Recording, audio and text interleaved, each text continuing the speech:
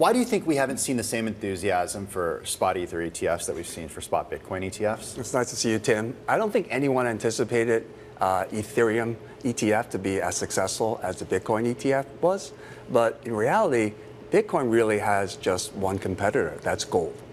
Ethereum is about creating utility and use cases. They actually have many, many competitors, from Avalanche to Solana to a whole bunch of others. And so you had a situation where the supply, because it's a mint and earn proof of stake type model, where supply is increasing, and yet transactions are just kind of steady. So there's a little bit of imbalance. But I am very positive that over time, it is still in pole position and has a chance to really create a lot of this access will allow others to get into the space. But what about everything that's not Bitcoin? At the end of the day, you see the flows, especially in recent days, that have come into those Bitcoin ETFs, that divergence you saw in that chart a little earlier, growing a little bit between Ethereum and Bitcoin, and more hopes of a Solana ETF being approved, really diminishing here in many ways. There's not a lot of hope for one to be approved in the near term here. So what does that mean? Would you want to be associated with some sort of ETF wrapper at some point? Is it problematic that more tokens are not?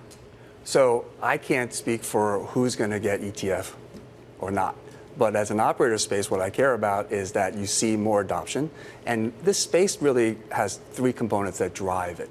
One is the macro level. We saw Jerome Powell come out, so that's going to be positive. Not just US. Every central bank is lowering rates.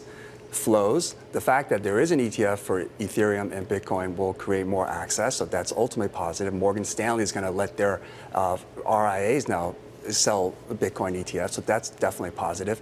And I think what people don't realize is the adoption on network and in this space is actually growing a lot. If you look at wallets, look at addresses, it's there.